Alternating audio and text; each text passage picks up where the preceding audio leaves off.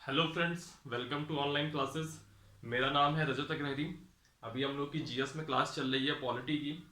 पिछली क्लास में हम लोगों ने बात की थी पिछली क्लास में हम लोगों ने बात की थी विधायी वाचन पर बात की थी। उसके पहले हम लोगों ने बात की थी पिछली क्लास में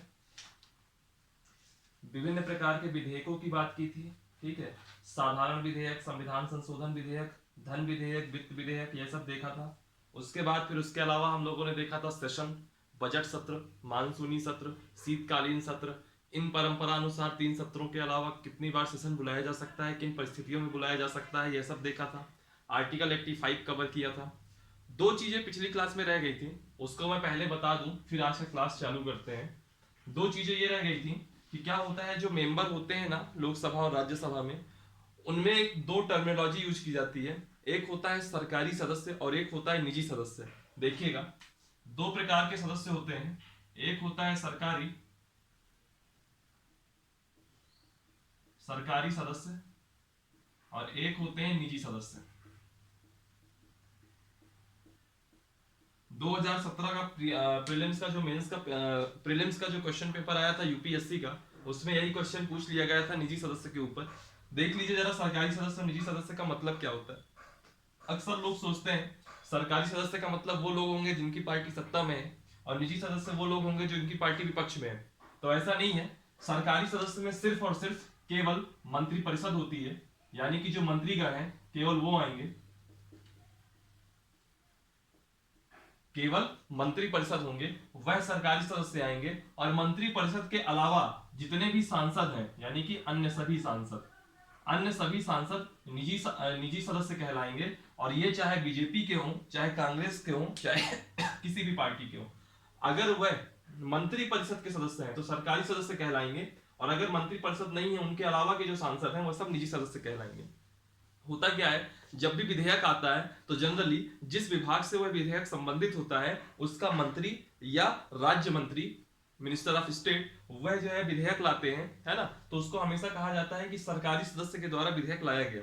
और अगर उनके अलावा भले ही वो बीजेपी ही पार्टी का क्यों ना हो, जैसे इंदौर के सांसद है शंकर लालवानी जो है मंत्री परिषद में तो है नहीं, मंत्री तो है नहीं। अगर शंकर लालवानी कोई जो है विधेयक लाएंगे, तो ऐसा कहा जाएगा कि कोई निजी सदस्य के द्वारा विधेयक लाया गया, प्राइवेट मेंबर के द्वारा विधेयक लाया गया। और अगर राहुल गांधी कोई विधेयक ले आएंगे तो भी यही कहलाएगा निजी सदस्य के द्वारा विधेयक लाया गया। लेकिन अगर कभी कोई ये कह दे कि निर्मला सीतारमन जो कि वित्त मंत्री है, उन्होंने कोई विधेयक लाया, तो कहा जाएगा कि सरकारी सदस्य ने विधेयक लाया। नितिन गडकरी वो भी मिनिस्टर है, अगर उन्होंने कोई विधेयक लाया तो कहा जाएगा सरकारी सदस्य के द्वारा विधेयक लाया गया। यही बेसिक अंतर है कि जो मंत्री परिषद होगा उसको सरकारी सदस्य कहा जाता है, और जो अन्य सभी सांसद होंगे उनको निजी सदस्य कहा जाता है। क्वेश्चन ये पूछा गया था कि क्या निजी सदस्य के द्वारा लाया गया विधेयक कभी पास हुआ है। तो याद रखिएगा, आज तक कभी कोई भी विधेयक पास नहीं हुआ है। और उस टाइम पे ये क्वेश्चन इसलिए पूछ लिया गया था क्योंकि उस टाइम पे करंट का एक मुद्दा आया था, जो कि बिहार से एक सांसद है रंजीता रंजन, उन्होंने एक विधेयक लाया हुआ था उस टाइम पे कि जो शादी वादी में जो खाना वाना वेस्ट होता है ना, उसके ऊपर उन्होंने कोई विधेयक लाया था। हालांकि वो पास नहीं हुआ था, लेकिन तब प्राइवेट मेंबर चर्चा का मुद्दा बना था, इसीलिए वह क्वेश्चन पूछ लिया गया था।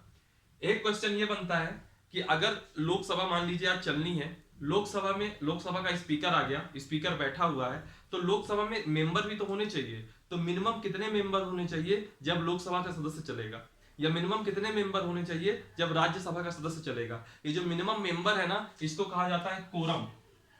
अगर कोरम की पूर्ति होती है तभी तभी सदस्य चलेगा। तो कोरम कितना होता है, 10% होता है। यानी कि लोकसभा में कितना हो जाएगा, 545 का 10%, यानी कि 54.5, जिसको हम कहेंगे 55। यानी कि लोकसभा में मिनिमम 55 सदस्य होने चाहिए, तभी वो सदस्य चलेगा। और राज्यसभा में मिनिमम 245 का 10% कितना हुआ, 24.5, यानी कि 25 मेंबर। तो लोकसभा में 25 मेंबर होने चाहिए और राज्यसभा में मिनिमम 25 सॉरी, लोकसभा में 55 मेंबर होने चाहिए और राज्यसभा में 25 मेंबर होने चाहिए, तभी जाकर के वो सदन चलेगा। और इसको हम क्या कहते हैं, कोरम गणपूर्ति, ऐसा कहा जाता है। ठीक है, तो नंबर याद रखिएगा। नंबर भूल जाए तो 10% दिमाग में याद रखिएगा, 545 का 10% और 245 का 10%। और अक्सर ये एग्जाम में पूछ लेता है, एसएससी वगैरह की जीएस में अक्सर ये क्वेश्चन आ जाते हैं कि कोरम के सदस्य कितने होते हैं लोकसभा के लिए और राज्यसभा के लिए। चलिए ये हो गया, ये दो चीजें रह गई थी पिछली क्लास में, रह गई थी, है ना। इसके आगे अब आते हैं सॉरी, इसके आगे हम लोग आते हैं बात करेंगे संसद में लाए जाने वाले विभिन्न प्रकार के प्रस्तावों की।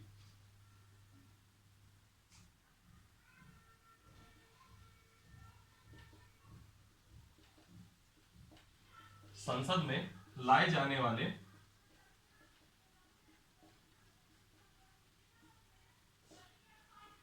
विभिन्न प्रकार के प्रस्ताव। क्या होता है, संसद में कई तरीके के प्रस्ताव आते हैं, है ना। इन प्रस्तावों की टर्मिनोलॉजी होती है, तो अक्सर इनकी टर्मिनोलॉजी पर क्वेश्चन पूछ लेता है, ठीक है। और ये प्रस्ताव बहुत इंपॉर्टेंट होते हैं। जैसे कुछ प्रस्तावों की मैं बात करता हूं, कुछ प्रस्तावों की बात करता हूं मैं। इन प्रस्तावों पर क्वेश्चन आप मान के चलिएगा अक्सर आ जाता है। क्वेश्चन क्या आ जाएगा, किस सदन में पेश किया जाता है ना, इससे क्या होता है, अक्सर क्वेश्चन आते हैं। देखिएगा मैं बताता हूं कौन कौन से। पहला है अविश्वास प्रस्ताव, इसको हिंदी में इंग्लिश में कहते हैं नो कॉन्फिडेंस मोशन। जब 2019 का लोकसभा का चुनाव होने वाला था, उसके पहले का जो सेशन था, उसमें कांग्रेस पार्टी के द्वारा नो कॉन्फिडेंस मोशन लाया गया था, जिसमें राहुल गांधी ने अपनी बात कही थी। और राहुल गांधी उसी वही में एक अच्छा चित्र आया था, जिसमें राहुल गांधी जाते हैं और नरेंद्र मोदी से गले मिल जाते हैं। हालांकि बाद में नरेंद्र मोदी ने कह दिया कि वो गले मिल नहीं रहे थे, बल्कि गले पड़ रहे थे, ठीक है। बहरहाल ये है अविश्वास प्रस्ताव। इस अविश्वास प्रस्ताव को इंग्लिश में कहते हैं no confidence motion, no confidence motion. और इसी के साथ दूसरा जो प्रस्ताव चर्चा में आ जाता है, उसको हम लोग कहेंगे विश्वास प्रस्ताव, उसको इंग्लिश में कहेंगे कॉन्फिडेंस मोशन।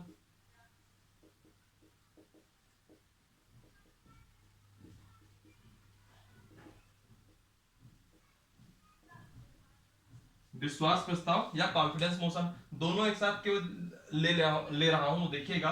जो विश्वास प्रस्ताव है, नाम से ही लग रहा है कि इस अविश्वास प्रस्ताव को जस्ट अपोजिट होगा, और जो अविश्वास प्रस्ताव है वो विश्वास प्रस्ताव को जस्ट अपोजिट होगा।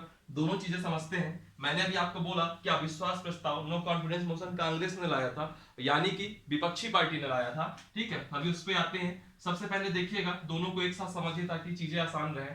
अविश्वास प्रस्ताव सिर्फ केवल लोकसभा में लाया जा सकता है। अविश्वास प्रस्ताव केवल लोकसभा में लाया जा सकता है। दूसरा पॉइंट, अविश्वास प्रस्ताव, अविश्वास प्रस्ताव विपक्षी पार्टियों के द्वारा लाया जाता है। जिस पार्टी की सरकार है वो नहीं लाएगी, विपक्षी पार्टियों द्वारा लाया जाता है। और जो व्यक्ति लाएगा उसको कम से कम 50 सदस्यों का समर्थन होना चाहिए। 50 सदस्यों का समर्थन या सहमति, जो भी आप शब्द यहां इस्तेमाल करना चाहें, 50 सदस्यों का उसको समर्थन होना चाहिए, है ना। फिर वह प्रस्ताव आएगा, उस प्रस्ताव में चर्चा होगी और मतदान होगा। उस प्रस्ताव में चर्चा होगी और मतदान होगा। अगर अविश्वास प्रस्ताव पारित हो जाए, अगर अविश्वास प्रस्ताव पारित हो जाए तो मंत्रिपरिषद को इस्तीफा देना पड़ेगा।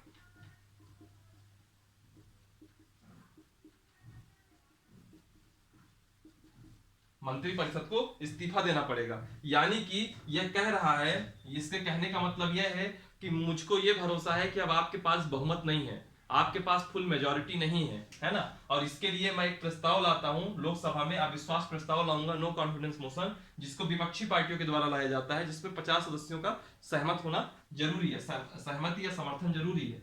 और अगर यह प्रस्ताव पास हो गया, पहले चर्चाएं होंगी, पक्ष अपनी बात रखेगा, विपक्ष अपनी बात रखेगा, उसके बाद इसमें वोटिंग होगी। अगर कभी अविश्वास प्रस्ताव पास हो जाता है, उस कंडीशन में मंत्रिपरिषद को इस्तीफा देना होगा। मंत्रिपरिषद को इस्तीफा देना होगा। मंत्रिपरिषद कहेगी, मंत्रिपरिषद यानी कि याद करिए जब हमने बात की थी उसमें सामूहिक उत्तरदायित्व का सिद्धांत और व्यक्तिगत उत्तरदायित्व का सिद्धांत, उसमें हम लोगों ने सामूहिक उत्तरदायित्व के सिद्धांत में देखा था लोकसभा की नियमावली 198 कि जब भी कोई अविश्वास प्रस्ताव आता है वो किसी एक मंत्री के खिलाफ नहीं आएगा बल्कि पूरी मंत्रिपरिषद के खिलाफ आएगा। और इस स्थिति में अगर यह अविश्वास प्रस्ताव पारित होता है तो पूरी की पूरी मंत्रिपरिषद को इस्तीफा देना होगा, है ना। ये हो गया। एक पॉइंट और याद रखिएगा, एक बार के सेशन में, जैसे मान लीजिए अभी बजट सेशन चल रहा है, अगर बजट सेशन में एक बार अविश्वास प्रस्ताव आ गया तो उस सेशन में केवल एक ही बार प्रस्ताव लाया जा सकता है, यानी कि एक सत्र में एक बार।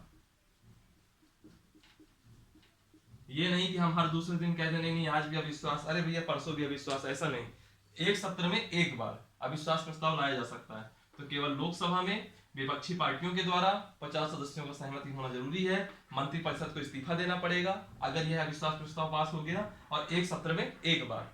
ठीक, अब हम बात करते हैं विश्वास प्रस्ताव की, कॉन्फिडेंस मोशन की। कॉन्फिडेंस मोशन भी केवल लोकसभा में लाया जा सकता है, केवल लोकसभा में लाया जा सकता है। यह विपक्षी पार्टियों के द्वारा लाया जाता है, यह मंत्रिपरिषद के द्वारा लाया जाएगा। जस्ट अपोजिट है, मंत्रिपरिषद के द्वारा लाया जाएगा। ठीक, फिर अब मंत्रिपरिषद के द्वारा लाया जा रहा है, उनमें समर्थन का जरूरत नहीं है। मंत्रिपरिषद अगर चाहेगी तो विश्वास प्रस्ताव आएगा, और किस परिस्थितियों में लाते हैं अभी मैं बताता हूं। यह मंत्रिपरिषद को, जैसे अविश्वास प्रस्ताव पास हो गया तो यह है कि मंत्रिपरिषद को इस्तीफा देना पड़ेगा, और ये अगर ये विश्वास प्रस्ताव प्राप्त हो, विश्वास प्रस्ताव अगर पारित हो गया तो इसका मतलब है कि जो मंत्रिपरिषद है उसको लोकसभा का विश्वास प्राप्त है। अगर विश्वास प्रस्ताव प्राप्त पारित हो गया तो हम क्या कहेंगे कि लोकसभा का मंत्रिपरिषद को विश्वास प्राप्त है। ठीक है, अब सुनिए ये लाया कैसे जाता है, किन परिस्थितियों में लाया जाता है, इनको थोड़ा मतलब समझिएगा। 2019 का लोकसभा का चुनाव हुआ, मोदी जी 350 के लगभग पूर्ण एनडीए का बहुमत लेकर के सत्ता में लौटते हैं।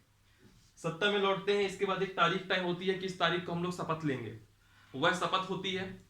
शपथ होने में क्या होता है, राष्ट्रपति मंत्रिपरिषद को शपथ दिलाता है, और जिस मंत्रिपरिषद का प्रमुख प्रधानमंत्री होगा, आर्टिकल 74 क्लॉज 1 याद करिए, तो वह मंत्रिपरिषद को शपथ दिला दी गई राष्ट्रपति के द्वारा। सबसे पहले शपथ लेने आए कौन, नरेंद्र मोदी, यानी कि वो प्रधानमंत्री हैं, और उनके पीछे पीछे पूरी मंत्रिपरिषद ने शपथ ले ली। उसके बाद सेशन चालू होगा, एक सत्र चालू होगा, एक सेशन लाया जाता है।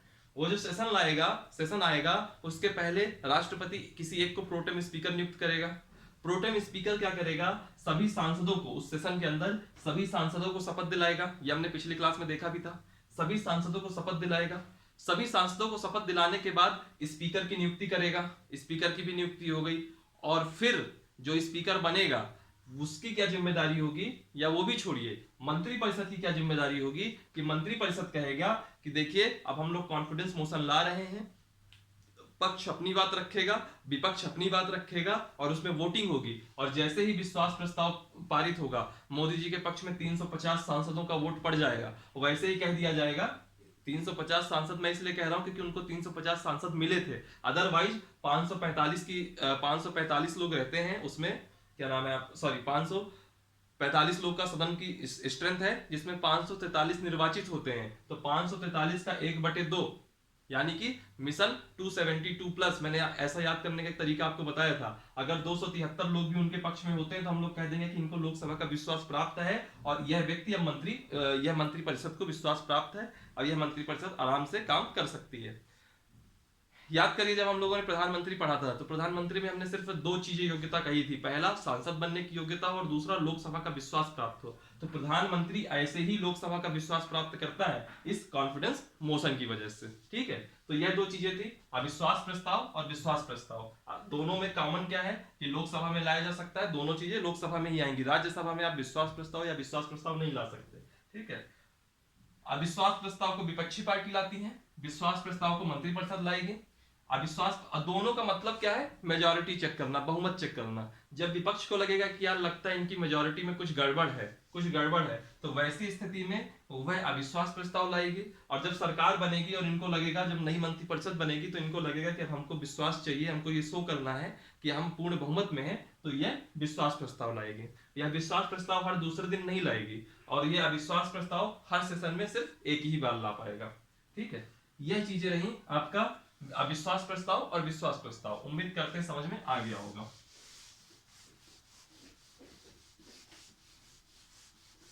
अगला है काम रोको या कार्य स्थगन प्रस्ताव। अगला है तीसरे नंबर का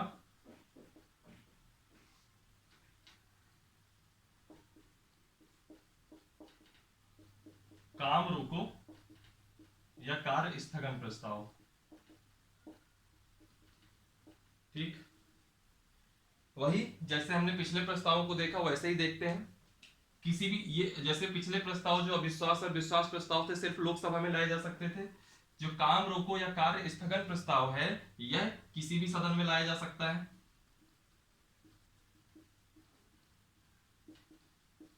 किसी भी सदन में लाया जा सकता है, लोकसभा में भी लाया जा सकता है, राज्यसभा में भी लाया जा सकता है, और एक सदस्य के द्वारा लाया जा सकता है। कोई भी एक मेंबर चाहे तो वह कार्य रोको या काम रोको या कार्य स्थगन प्रस्ताव ला सकता है, लेकिन जो सदस्य लाएगा उसको 50 सदस्यों की सहमति होना अनिवार्य है। मिनिमम 50 सदस्यों की सहमति होना अनिवार्य है। ठीक, इसका मतलब क्या होता है? मान लीजिए उस सदस्य के द्वारा ले आया गया, इसका मतलब क्या होता है? नाम से बहुत लोग ये सोच लेते हैं कि काम रोक दो, अब उस दिन लोकसभा चलेगी नहीं, ऐसा कुछ भी नहीं है। होता क्या है, जैसे आज सेशन चल रहा है, बजट सेशन चल रहा है, और आज के दिन, आज 15 फरवरी है मान लीजिए, जब मैं सॉरी आज 14 फरवरी जिस दिन मैं क्लास रिकॉर्ड कर रहा हूँ, आज तो चलो संडे है, 15 फरवरी में आते हैं। 15 फरवरी यानी कि मंडे, आज के दिन बैठक चालू हुई। आज के दिन की मतलब 15 तारीख की बैठक, और उसके आगे पीछे की बैठक नहीं, 15 तारीख की बैठक। और 15 तारीख की जब बैठक चालू होगी तो उस बैठक में क्या होता है, बैठक चालू होने से पहले ही यह तय हो जाता है कि आज पूरे दिन में क्या क्या होगा। जब भी आप लोकसभा चैनल देखेंगे 11 बजे, तो 11 बजे के पहले 10 बजे से उसमें दिखाने लग जाता है कि आज लोकसभा में क्या क्या कार्रवाई होगी। सिमिलरली अगर आप राज्यसभा टीवी चालू करेंगे तो 10 बजे से ही दिखाने लगता है कि आज 11 बजे से जब सदन चालू होगा तो आज क्या क्या कार्रवाई होनी है। पहले ही यह तय रहता है कि आज यह प्रस्ताव आएगा, इस विधेयक पे चर्चा होगी, यह मुद्दे पे चर्चा होगी, यह प्रश्न पूछे जाएंगे, यह मंत्री इस प्रश्न का यह जवाब देगा। ये सब चीजें पहले से होता है, पूरा एक तय शेड्यूल होता है उस पूरे दिन का। ठीक है, अब होता क्या है कि अगर कोई एक तात्कालिक महत्व का मुद्दा लगे, ठीक है, कोई तात्कालिक महत्व का मुद्दा लगे कि कोई बहुत इंपॉर्टेंट महत्व का मुद्दा आ गया, तात्कालिक महत्व का मुद्दा लगे, और ये मेंबर जो आदमी काम रोको प्रस्ताव ला रहा है, उस मेंबर को लगे कि जो पहले से तय शेड्यूल है उसमें जो है इसको जोड़ना जरूरी है, वह जो तय शेड्यूल है चाहे उसकी चर्चा रुक जाए, यह चर्चा बहुत जरूरी है, तो ऐसी स्थिति में काम रोको कार्य स्थगन प्रस्ताव लाया जाता है। मतलब तात्कालिक महत्व का कोई जनहित का मुद्दा है या कोई उसका विषय है, उस पर अगर चर्चा करानी है तो जो तय शेड्यूल है उसका काम रोक करके उस मुद्दे पर चर्चा चालू हो जाएगी। तो यह है काम रोको या कार्य स्थगन प्रस्ताव। ठीक है, इसको वापस से समझिए। काम रोको कार्य स्थगन का मतलब क्या होता है? पहली बात तो किसी भी सदन में लाया जा सकता है, चाहे वह लोकसभा हो चाहे वह राज्यसभा हो। फिर इसके बाद एक सदस्य के द्वारा लाया जाएगा और 50 सदस्यों की मिनिमम सहमति होनी चाहिए कम से कम। और फिर एक अगला पॉइंट देख लीजिए कि इसका मतलब क्या है, इसका उद्देश्य क्या है। तो इसका उद्देश्य यह है कि जो भी आपका पूर्व निर्धारित कार्य है उसको आप स्थगित करिए, और जो ये तात्कालिक महत्व का लोकहित जनहित का मुद्दा है इस विषय पर चर्चा कीजिए। यह था काम रोको या कार्य स्थगन प्रस्ताव। फिर एक चौथा आता है ध्यानाकर्षण प्रस्ताव। ध्यानाकर्षण प्रस्ताव के साथ क्या है कि यह भी किसी भी सदन में लाया जा सकता है, आइदर लोकसभा और राज्यसभा, है ना, किसी भी सदन में लाया जा सकता है, किसी भी सदस्य के द्वारा लाया जा सकता है। और यहाँ कोई सहमति की जरूरत नहीं कि 50 सदस्यों की सहमति, ऐसा कुछ नहीं, किसी भी सदस्य के द्वारा लाया जा सकता है। इसका मतलब मैं बताता हूं क्या होता है। जैसे कोई विषय, किसी विषय पर, नाम से यह ध्यान आकर्षित कराना, किसी विषय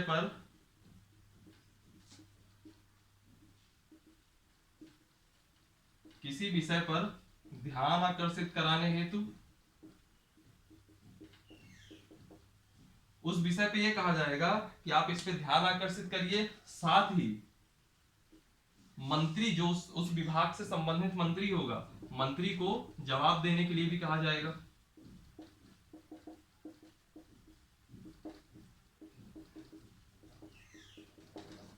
मंत्री को जवाब देने को कहा जाएगा।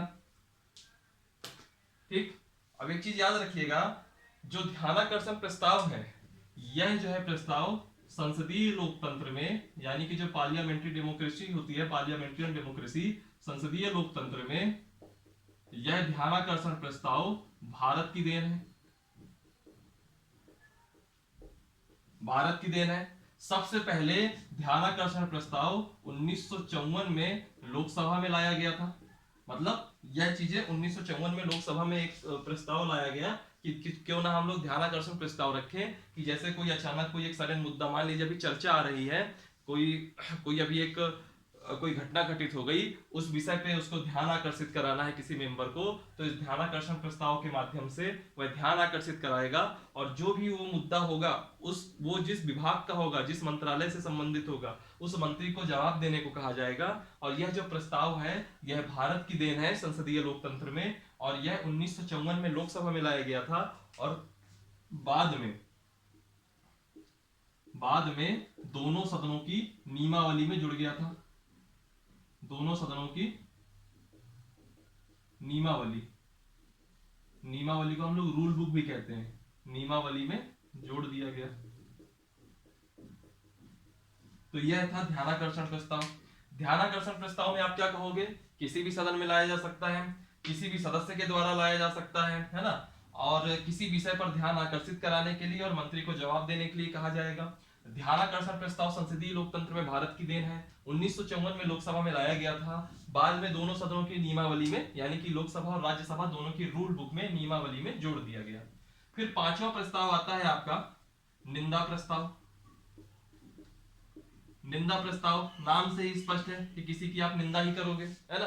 तो निंदा प्रस्ताव भी क्या होता है? किसी भी सदन में और किसी भी सदस्य के द्वारा लाया जा सकता है।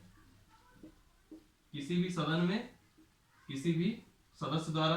राइटिंग अगर थोड़ी कम अच्छी बन रही है तो मैं बोलता जा रहा हूं, अगर आप लिख रहे होंगे कहीं पे, है ना, तो जो मैं बोल रहा हूं उसको सुनिएगा।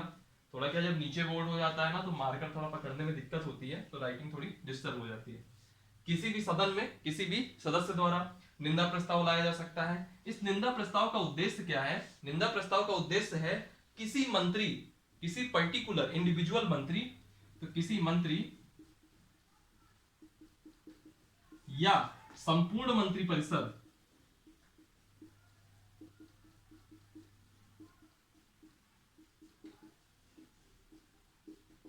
की निंदा करना। निंदा प्रस्ताव नाम से ही स्पष्ट है, किसी भी सदन में किसी भी सदस्य के द्वारा लाया जा सकता है, और किसी मुद्दे पर मान लीजिए इस समय अर्थव्यवस्था की हालत पतली है, अर्थव्यवस्था की हालत पतली है, तो वैसी स्थिति में मैं क्या करूंगा? निंदा प्रस्ताव ले आऊंगा, और जो हमारे अर्थ मंत्री यानी कि जो वित्त मंत्री है निर्मला सीतारमण, उनके अगेंस्ट मैंने एक निंदा प्रस्ताव ला दिया, क्योंकि मैं निंदा कर रहा हूं। निंदा प्रस्ताव का मतलब क्या होता है? फिर उस पर चर्चा होती है, पक्ष अपनी बात रखता है, विपक्ष अपनी बात रखता है, समझ रहे हैं बात को, यानी जो मुद्दा हाईलाइट हो जाता है उस टाइम के लिए। मान लीजिए अभी कृषि मंत्री सॉरी फार्म लॉज पे, कृषि कानूनों पर बहस हो रही है, कृषि कानूनों पर बवाल मचा हुआ है, तो वैसी स्थिति में क्या होगा? एक निंदा प्रस्ताव ले आएंगे मंत्री जी। हालांकि उस मुद्दे पर ध्यानाकर्षण प्रस्ताव भी लाया जा सकता है, उस मुद्दे पर कार्य रोको काम रोको स्थगन प्रस्ताव भी लाया जा सकता है। अक्सर आप लोग सुनते होंगे, अगर आप डिबेट कभी देख रहे होंगे, डिबेट चल रही है कि अचानक एक मंत्री एक जो है कोई मेंबर उठेगा विपक्षी तरफ से, बोलेगा, माननीय अध्यक्ष महोदय, मैं लोकसभा की नियमावली इस संख्या के आधार पर यह कहना चाहता हूं कि मैं कार्य रोको कार्य स्थगन प्रस्ताव लाना चाह रहा हूं। किस मुद्दे पर ला रहा हूं? मैं ला रहा हूं कि आज जो मुद्दा आप लोगों ने चयनित किया है बजट पर चर्चा की, तो मैं चाहता हूं कि बजट पर चर्चा की जगह आज चर्चा हो किस पे चर्चा हो? आज चर्चा हो फार्म लॉज पे या किसानों के मुद्दे पर। ऐसे करके जो भी उनको महत्व लगे, सबके अपने अपने महत्व होते हैं, सबके अपने अपने इंटरेस्ट होते हैं, ठीक है। वैसे ये निंदा प्रस्ताव हो गया, किसी भी सदन में किसी भी सदस्य के द्वारा किसी भी मंत्री या फिर संपूर्ण मंत्री परिषद, पूरी मंत्री परिषद की निंदा करना इसका उद्देश्य हो सकता है। अब भाई बनी सी बात है, अगर मैं कोई ला रहा हूं प्रस्ताव, और मेरा प्रस्ताव अगर आज इस स्थिति में है कि मेरा निंदा प्रस्ताव पास हो जाए, तो मैं अकेले कहे किसी एक मंत्री की थोड़ी ना निंदा करूंगा, फिर मैं लगे हाथ पूरी संपूर्ण मंत्री परिषद की निंदा कर लूंगा। समझ रहे हैं बात को? ये हो गया निंदा प्रस्ताव, है ना। फिर एक और प्रस्ताव आता है, उसका नाम है कटौती प्रस्ताव। बहुत इंपॉर्टेंट है, ये अक्सर आता है, मुझको पता नहीं कि अभी 5 प्रस्ताव हो गए कि 6 हो गए, मेरे ख्याल से 5 हो गए होंगे, 6वां होगा। क्या आता है? कटौती प्रस्ताव, जिसको हम कहते हैं कट मोशन। कटौती यानी कट, प्रस्ताव यानी कि मोशन, कट मोशन। अब देखिएगा ये क्या होता है, इसकी पहले खासियत देख लीजिए। यह केवल लोकसभा में लाया जा सकता है, केवल लोकसभा में, लोकसभा के अलावा राज्यसभा में आप नहीं जाएंगे, सिर्फ लोकसभा में कटौती प्रस्ताव आएगा। और इसका जो उद्देश्य होता है, इसका जो एम है, एम क्या है? जो सरकारी योजनाएं हैं, जैसे मान लीजिए प्रधानमंत्री फसल बीमा योजना है या भारत नेट योजना है, कोई भी ऐसे करके सरकारी योजना कोई भी सरकारी योजना होगी, उसमें मान लीजिए एक फंड है, मान लीजिए एक सरकारी योजना मैंने बनाई XYZ करके, ठीक। अब उस योजना में मैंने 100 करोड़ रुपए की धनराशि फंड कर दी, 100 करोड़ की धनराशि कर दी। तो इस कटौती प्रस्ताव के माध्यम से उस जो 100 करोड़ की धनराशि है उसमें कटौती की जा सकती है। यानी कि उद्देश्य क्या है इसका, सरकारी योजनाओं में धनराशि की कटौती करना।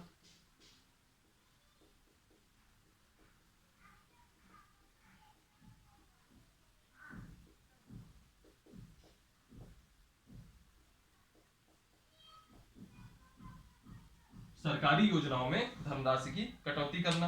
और ये कटौती करते कैसे हैं, क्या माध्यम है, तो इसके अंडर में 3 प्रस्ताव आते हैं, 3 आते हैं। पहला आता है ए नंबर। ए नंबर को हम लोग कहते हैं नीतिगत कटौती।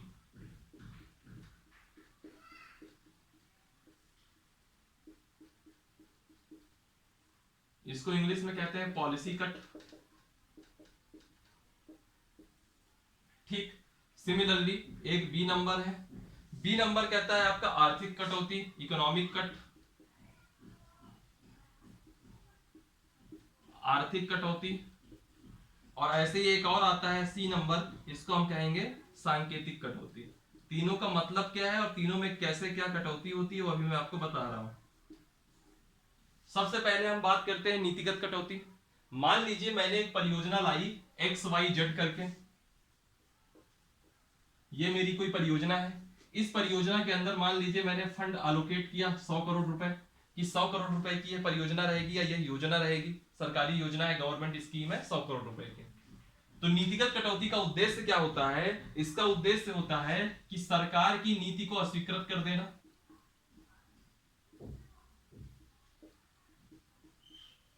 तीनों के मतलब समझिएगा, तीनों के अलग अलग मतलब है और ये बहुत इंपॉर्टेंट चीज है। इसका मतलब होता है, नीतिगत कटौती का मतलब होता है कि सरकार की नीति को अस्वीकृत कर देना। यानी कि अगर वह योजना 100 करोड़ रुपए की है और नीतिगत कटौती पास हो जाए तो ऐसी स्थिति में उस योजना के अंदर यह 100 करोड़ रुपए के स्थान पर सिर्फ 1 रुपया बचता है। पूरा पैसा भले चाहे वो योजना 10,000 करोड़ की क्यों ना हो, बाद में बचेगा सिर्फ 1 रुपया। अब 1 रुपए में तो कोई योजना चल नहीं सकती। इस 1 रुपए बचाने का मतलब समझ रहे हैं क्या है, कि वो जो आपने नीति लाई थी हम उसको अस्वीकार कर रहे हैं। उसके लिए क्या है, नीतिगत कटौती। फिर दूसरा है आर्थिक कटौती। आर्थिक कटौती का उद्देश्य होता है सरकारी खर्चे में कमी लाना। सरकारी खर्चे में कमी लाना। आर्थिक कटौती में क्या होता है कि ऐसे करके पूरा का पूरा रुपया नहीं काट देते, बल्कि उसका कुछ एक अमाउंट काट देते हैं। फॉर एग्जांपल जैसे वो योजना थी 100 करोड़ रुपए की, ठीक। आर्थिक कटौती की गई, मान लीजिए 10 करोड़ रुपए का आपने माइनस कर दिया, यानी कितना बचा आपका 90 करोड़। अब उस योजना में आप 90 करोड़ खर्च करेंगे। आर्थिक कटौती का अगर प्रस्ताव पास होता है तब आप 100 करोड़ की जगह आप सिर्फ 90 करोड़ रुपए खर्च करेंगे। तो आप ये कहोगे कि मतलब इसका क्या है कि एक फिक्स अमाउंट, चाहे वो 10 करोड़ हो, चाहे 5 करोड़ हो, चाहे 1 करोड़ हो, चाहे वो 1 लाख हो, एक फिक्स अमाउंट माइनस कर दिया जाएगा उस योजना में। और उसका उद्देश्य होता है सरकारी खर्चे में कमी लाना। भाई पहले 100 करोड़ खर्च हो रहा था, अब उसमें 90 करोड़ खर्च होगा, यानी कि खर्चे में कमी आ गई। नेक्स्ट पॉइंट होता है सांकेतिक कटौती। सांकेतिक कटौती का उद्देश्य क्या होता है कि जैसे मेरी कोई एक विशेष शिकायत है, मान लीजिए मेरी शिकायत है उसके इम्प्लीमेंटेशन को लेकर के। मेरी शिकायत है कि उसमें जो है योजना तो आपकी बहुत अच्छी है, आपने कहा कि मैं इन इन लोगों को शामिल कर रहा हूं, लेकिन मेरी शिकायत है कि आपने इस एक समूह को क्यों नहीं शामिल किया। यानी कि मैं अपनी कोई एक शिकायत अपनी रजिस्टर कराना चाहता हूं, तो उसके लिए मैं एक सांकेतिक कटौती का सहारा लूंगा। तो इसका उद्देश्य है किसी विशेष शिकायत को अभिव्यक्त करना। और इसके माध्यम से कितना पैसा कटता है पता है आपको, इसके माध्यम से 100 रुपए कटता है। अब 100 करोड़ की परियोजना है, 100 करोड़ की कोई स्कीम है, मान लीजिए योजना है, परियोजना मत कहिए, योजना कहिए। 100 करोड़ रुपए की कोई सरकारी योजना है, मुझको उसमें अपना उसके इम्प्लीमेंटेशन को लेकर के या किसी और चीज को लेकर के अगर मुझको अपनी शिकायत दर्ज करानी है और मैंने सांकेतिक कटौती का प्रस्ताव पास करवा दिया, और जब सांकेतिक कटौती का प्रस्ताव पास हो जाएगा उस स्थिति में 100 करोड़ रुपए में 100 रुपए माइनस हो जाएंगे, तो बनी सी बात है उस परियोजना में तो कोई खास फर्क, उस योजना में कोई खास फर्क तो पड़ना नहीं है उस 100 रुपए से। लेकिन इसका मतलब यह होता है कि अब मैंने अपनी शिकायत को अभिव्यक्त कर दिया, मैंने अपनी शिकायत को एक्सप्रेस कर दिया, यह होता है सांकेतिक कटौती। ठीक है, तो हमने कितनी कटौती देखी इसमें, पॉलिसी कट, नीतिगत, फिर आर्थिक कटौती, फिर सांकेतिक कटौती। नीतिगत में क्या होता था कि उस पूरी नीति को ही अस्वीकृत कर दो, उस पूरी की पूरी पॉलिसी को ही अस्वीकृत कर दो। 100 करोड़ रुपए की पॉलिसी थी, उसको सिर्फ 1 रुपए कर दिया। 1000 करोड़ की होती तो भी 1 रुपए कर देते, यानी कर देते हैं इसमें 1 रुपए। अब जिस योजना में बचेगा ही 1 रुपए, वो क्या खाक इंप्लीमेंट होगी? 1 रुपए से ज्यादा तो स्टेशनरी में सामान लग जा रहा है। आर्थिक कटौती, आर्थिक कटौती का मतलब होता है सरकारी खर्चे में कमी लाना। पहले जो योजना 100 करोड़ रुपए में इंप्लीमेंट हो रही थी, अब वो 90 करोड़ में होगी, यानी कि 10 करोड़ रुपए आपने बचा लिया। यह सरकारी खर्चे में कमी लाने के उद्देश्य से लाया जाता है ये प्रस्ताव। फिर होती है सांकेतिक कटौती। इसमें होता है कि हमको अपनी कोई शिकायत को अभिव्यक्त करना है, कोई एक स्पेशल शिकायत है, आप हमारी बात नहीं मान रहे हैं, तो इसके लिए हम ये प्रस्ताव पास करा रहे हैं। इसमें होता क्या है कि पूरी की पूरी योजना में सिर्फ 100 रुपए कटता है। कई लोग कहेंगे 100 रुपए कौन सी बड़ी बात है, मैं मानता हूं कोई बड़ी बात नहीं है, लेकिन ये धब्बा लग जाता है कि सांकेतिक कटौती हुई है, यानी कि उसकी विशेष शिकायत अभिव्यक्त हो चुकी है। ठीक है, तो इतने प्रकार के प्रस्ताव आते हैं। अब किसी ने कोई पढ़ने वाला सीरियस स्टूडेंट होगा तो ये भी पूछेगा कि आपने इतने सारे प्रस्ताव बताए, यह सब प्रस्ताव पास होते हैं तो किस बहुमत से पास होते हैं? साधारण बहुमत से पास होते हैं, विशेष बहुमत से पास होते हैं, किस प्रकार से पास होते हैं? तो मैंने जितने प्रस्ताव बताए सब के सब साधारण बहुमत से पास होंगे, चाहे वह अविश्वास प्रस्ताव हो, चाहे वह विश्वास प्रस्ताव हो, कार्य रोको प्रस्ताव हो, सॉरी, चाहे वह आपका ये कटौती प्रस्ताव है, यह सब आपके साधारण बहुमत से पास होंगे। उम्मीद करता हूं इतना आप लोगों को समझ में आ गया होगा। कल हमने एक चीज देखी थी, विधायी प्रक्रिया, लेजिस्लेटिव प्रोसेस। तो लेजिस्लेटिव प्रोसेस में हमने बात की थी, कल बहुत जल्दी हो गया था, थोड़ा उसको एक बार और देख लीजिए। लेजिस्लेटिव प्रोसेस, विधायी प्रक्रिया। तो मैंने कहा था इसमें 3 वाचन होते हैं। प्रथम वाचन, प्रथम वाचन का मतलब अगर आपको सिंपल भाषा में समझना है, फर्स्ट स्टेप, सेकेंड स्टेप यानी कि द्वितीय वाचन, और तीसरा होता है तृतीय वाचन यानी कि थर्ड स्टेप। ठीक, प्रथम वाचन में क्या होता है, जो विधेयक है जिसको पास कराना है वो विधेयक प्रस्तुत किया जाता था। ये मैंने पिछली क्लास में आपको बता दिया है, लेकिन फिर भी रिकॉल करा रहा हूं क्योंकि इससे रिलेटेड एक मुद्दा और है, उसको हमें पढ़ाना है, तो मैं सोच रहा हूँ कि वापस से आपके दिमाग में आ जाए। प्रथम वाचन, विधेयक प्रस्तुत किया जाएगा। विधेयक जाने के बाद जो द्वितीय वाचन होता है, इसमें पहला तो होता है एक समिति के लेवल में, पार्लियामेंट्री कमिटीज होती हैं समिति के स्तर पर, तो समिति स्तर पर जाएगा, और ऐसा जरूरी नहीं है कि हर बार समिति के स्तर पर जाए ही। ठीक है, फिर इसके बाद यह लोकसभा स्पीकर के पास आएगा, लोकसभा अध्यक्ष के पास आएगा, और जो लोकसभा अध्यक्ष है वह इसको सदन में प्रस्तुत कराएगा। सदन में प्रस्तुत के बाद इसमें खंडशः बहस होगी, मतलब जैसे उसमें मान लीजिए 25 धाराएं हैं तो हर धारा पर बहस होगी, है ना। या बहस करने का क्या तरीका होगा, वही टॉपिक हमको बताना है, इसकी वजह से मैं आपको ये पूरा बता रहा हूं। और फिर तृतीय वाचन में क्या होगी, बहस समाप्त हो चुकी होगी और अब मतदान होगा विधेयक पर। ठीक है, और अगर पास हो गया तो दूसरे सदन में जाएगा, दूसरे सदन से पास हो गया तो राष्ट्रपति के पास जाएगा। मुद्दे में आइए, मुद्दा क्या कहता है। मैं बात करूंगा इस खंडशः बहस के ऊपर कि खंडशः बहस का मतलब क्या है। ठीक है, तो खंडशः बहस का मतलब ये होता है कि अगर मान लीजिए कि कोई आप कानून, कोई विधेयक ला रहे हैं, कोई बिल ला रहे हैं, उस विधेयक में अगर 25 धाराएं हैं तो 25 की 25 धाराओं में पॉइंट बाई पॉइंट बहस होना, उसको हम खंडशः बहस कहते हैं। हर इशू को उसको छूना, हर इशू पे चर्चा करना, उसका पक्ष की भी बात करना, उसके विपक्ष की भी बात करना। ठीक है, तो आज जो हमारा टॉपिक है वो है डिफरेंट टाइप्स ऑफ क्लोजर। बहुत बड़ा टॉपिक नहीं है, इसलिए मैंने सोचा आज की क्लास में कर देता हूं। डिफरेंट टाइप्स ऑफ क्लोजर्स, जिसका हम हिंदी में कहेंगे विभिन्न प्रकार के समापन। ठीक, समापन 3 प्रकार के समापन होते हैं, कौन कौन सा। एक होता है साधारण समापन,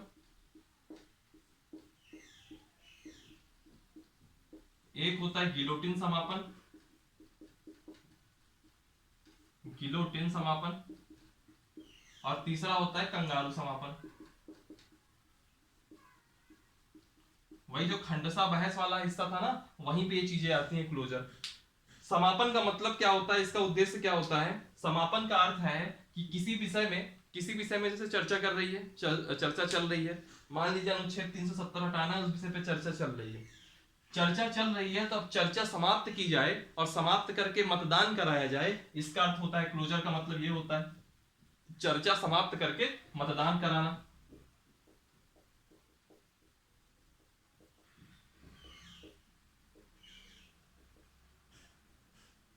चर्चा समाप्त करके मतदान कराना, यह समापन यानी कि क्लोजर का अर्थ है।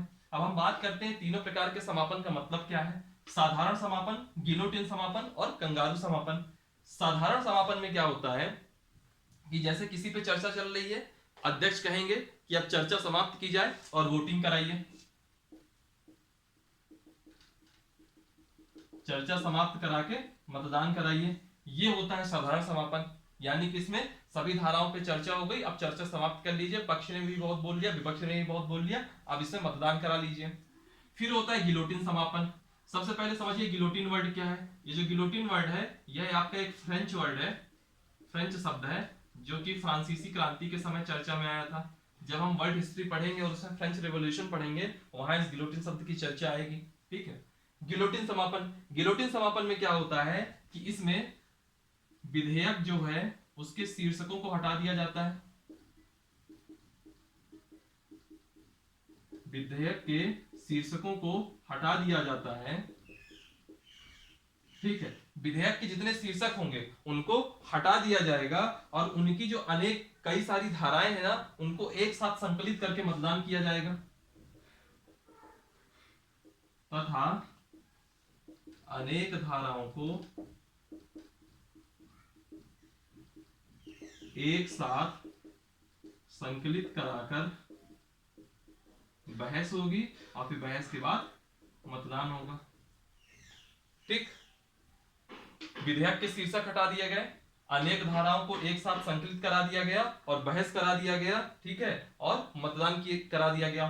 कंगारू समापन में क्या होता है कि उसी विधेयक के कुछ चिन्हित या विशेष धाराओं को हम चिन्हित करेंगे, विशेष धाराओं पर बहस होगी और बहस के बाद मतदान होगा। समझ रहे हैं? तो ये तीन प्रकार के समापन है, क्लोजर है, बहुत इंपॉर्टेंट नहीं है, लेकिन पता होना चाहिए कि साधारण समापन का मतलब नॉर्मली चर्चा चल रही है, चर्चा समाप्त हो गई, मतदान करा दो। गिलोटिन का मतलब विधेयक के शीर्षक हटा दीजिए, कई सारी अनेक धाराओं को एक साथ संकलित कराइए, चर्चा कराइए, मतदान कराइए। कंगारू समापन, कुछ विशेष चिन्हित धाराएं, मतलब इनको और ज्यादा उछल के आगे जा रहा। कंगारू का मतलब क्या होता है, उछल के आगे बढ़ता है ना।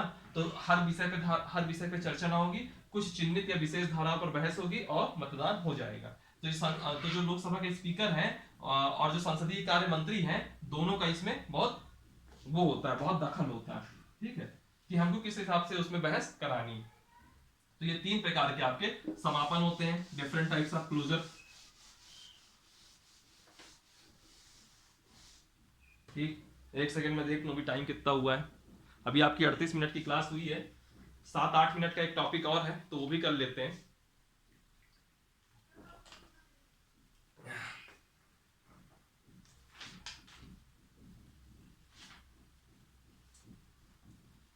कुछ छोटे मोटे टॉपिक है ना, बहुत छोटी छोटी क्या टर्मिनोलॉजीज हैं, उनको देख लीजिए। जैसे पहला है प्रश्न काल, क्वेश्चन आर।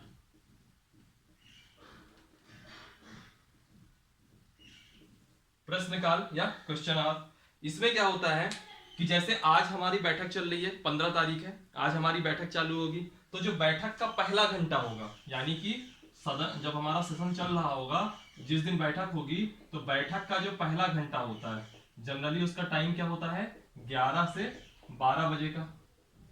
ठीक है, यह क्वेश्चन आवर होता है। क्वेश्चन आवर बहुत इंपॉर्टेंट है। इसमें क्या होता है, इसमें जो है सांसदों द्वारा प्रश्न पूछे जाते हैं, सांसदों द्वारा प्रश्न पूछे जाते हैं। और एक चीज मैं बता दूं, जो सांसद द्वारा प्रश्न पूछे जाते हैं उसके जवाब मंत्री स्तर पे दिए जाएंगे। ठीक है, और जो सांसद प्रश्न पूछेगा वह सत्ता पक्ष का भी हो सकता है और विपक्ष का भी हो सकता है। प्रश्न जो है 3 प्रकार के होते हैं। पहला होता है तारांकित प्रश्न, ये बहुत इंपॉर्टेंट है, अक्सर इस पे क्वेश्चन बनते हैं, स्टार्ट क्वेश्चन कहा जाता है इसको। दूसरा होता है अतारांकित प्रश्न,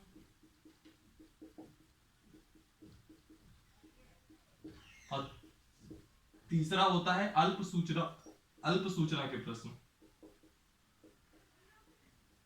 तो ये 3 प्रकार के प्रश्न हो गए, तारांकित, अतारांकित और अल्प सूचना के प्रश्न। तारांकित प्रश्न में सबसे पहले बात करता हूं।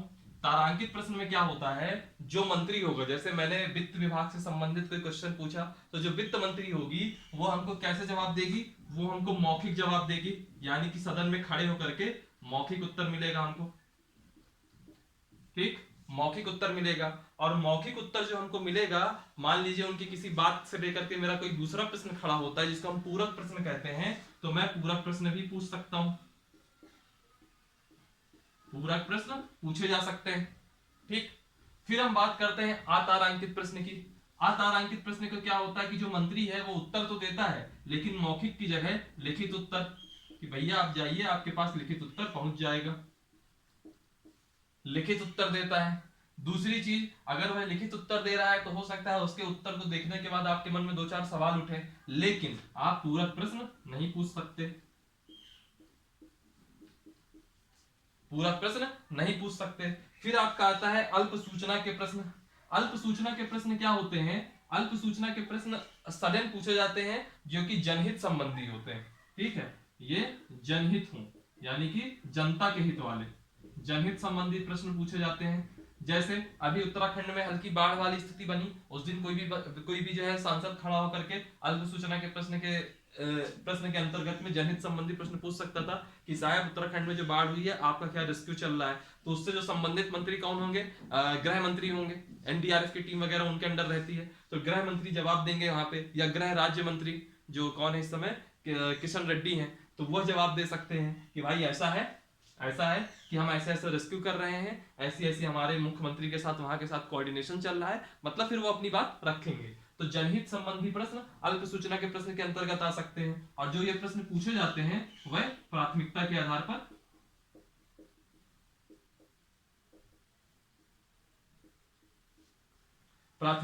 पर पूछा जाता है। पूरा लिख देता हूं।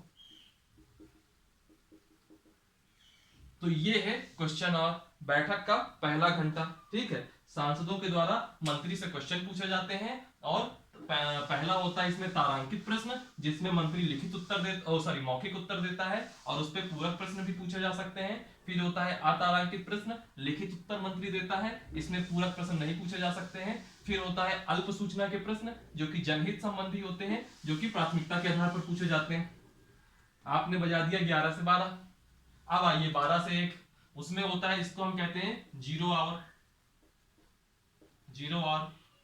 इसको हम क्या कहते हैं, शून्यकाल। ठीक है, शून्यकाल भी ये भारत की देन है, संसदीय लोकतंत्र को यह भारत की देन है। और भारत के अलावा इसको नेपाल और भूटान भी इसको एक्सेप्ट किए हुए हैं, नेपाल और भूटान भी एक्सेप्ट किए हुए हैं।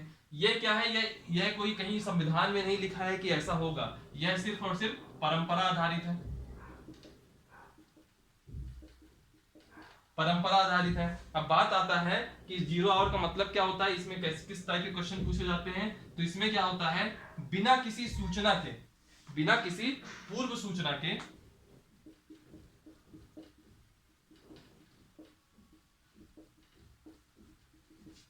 बिना किसी पूर्व सूचना के सदन के अंदर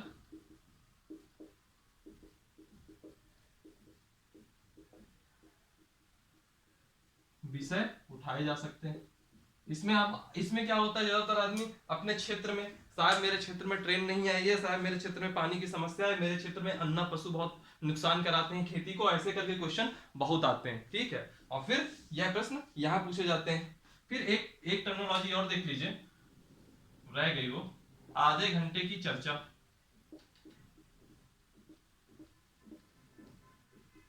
आधे घंटे की चर्चा, यह क्या होता है, जिस दिन बैठक, जैसे आज 15 तारीख की बैठक हो रही है ना, तो बैठक का अंतिम घंटा,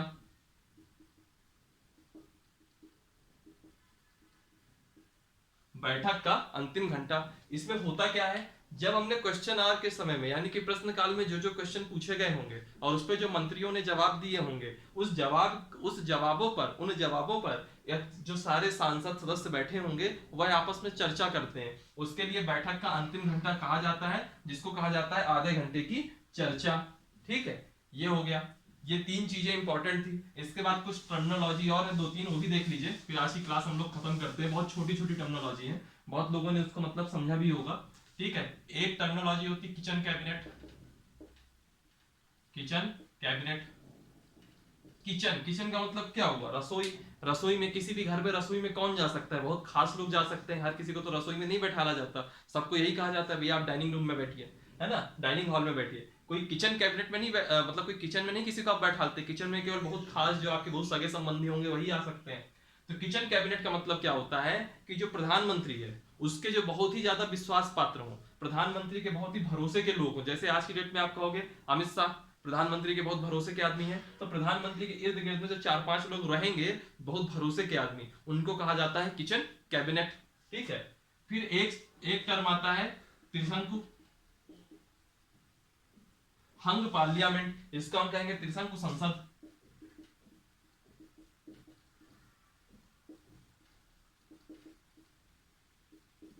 हंग पार्लियामेंट, मान लीजिए कोई ऐसी परिस्थिति बनी कि लोकसभा में 543 सदस्य हैं।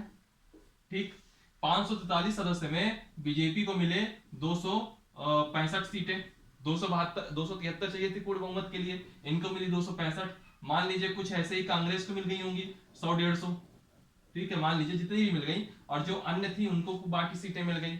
इस स्थिति में बीजेपी को पूर्ण बहुमत नहीं मिला, बीजेपी को पूर्ण बहुमत नहीं मिला। अब बीजेपी ने किसी और जो कुछ अन्य दल हैं उनमें किसी को जो है कुछ लॉलीपॉप पकड़ाया कि भैया आप मेरे पक्ष में आ जाइए, मैं आपको मंत्री बना दूंगा या कुछ भी कर दूंगा, और उन्होंने जाकर के इनको समर्थन दे दिया, और इनको समर्थन देने से इनकी सीटें हो गई 273, यानी कि अब ये बहुमत में आ गए और अब ये सरकार बना लिए, है ना। तो ऐसी स्थिति को हम कहेंगे हंग पार्लियामेंट। हंग पार्लियामेंट यानी कि ऐसी स्थिति जब किसी भी दल को पूर्ण बहुमत न मिले तो उसको हम क्या कहेंगे? हंग पार्लियामेंट या त्रिशंकु संसद। ठीक है, ये टर्मिनोलॉजी हो गई। फिर एक टर्मिनोलॉजी और है लेम डक सत्र। इस पे क्वेश्चन अभी मैंने हाल ही में देखा था, मुझे याद नहीं है कि मैंने किस एग्जाम में आया था, बट ये आया था question, lame duck session. Lame duck session का मतलब क्या होता है? लोकसभा जब भंग होने वाली होती है तो लोकसभा भंग होने के ठीक पहले वाला जो सत्र होता है, यानी कि या लोकसभा भंग होती है, जैसे कि मान लीजिए 2019 का चुनाव है मई में, ठीक, इस मई 2019 के चुनाव के ठीक पहले का जो सेशन रहा होगा जिसमें नो कॉन्फिडेंस मोशन आया था, वो क्या सत्र रहा होगा? लेम डक सत्र। ठीक है, यानी कि जो लोकसभा का जो भी अंतिम सत्र है, जैसे कि पिछली 2014 में जो लोकसभा बनी उसका जो अंतिम सत्र आया होगा जो कि 2019 के चुनाव के ठीक पहले रहा होगा, वह लेम डक सत्र कहलाएगा। सिमिलरली अब 2019 में जो नई लोकसभा बनी, जब 2024 में अगला चुनाव होगा उसके ठीक पहले जो एक सत्र आएगा उसको हम लोग लेम डक सत्र कहेंगे। ये कुछ टर्मिनोलॉजीज थी। आज की क्लास यहीं खत्म करते हैं। कल फिर हम लोग बात करेंगे विभिन्न प्रकार की निधियों के बारे में बात करेंगे। कई सारे जो फंड्स होते हैं, संचित निधि हो गई, आकस्मिक निधि हो गई, भारत का लोक लेखा हो गई, और फिर उसके बाद कल ही के दिन हम बात करेंगे संसद की शक्तियां। ठीक है, और अगर टाइम रहेगा तो लोकसभा और राज्यसभा की तुलना भी देख लेंगे, नहीं तो फिर उसको नेक्स्ट क्लास में देखेंगे। चलिए फिर आज की क्लास का हम लोग यहीं एंड करते हैं। वीडियो को आप लोग शुरू से पूरे प्रारंभ से लेकर के अंत तक देखा करिए, स्टार्ट टू एंड, ताकि आप लोगों को इस पूरे टॉपिक पे अच्छे से समझ बने। किसी भी पॉइंट में कहीं भी कोई डाउट हो या आप अपनी तरफ से कुछ ऐड ऑन करना चाहते हो तो कमेंट बॉक्स में जरूर जाइए और उसको आप लोग लिखिए।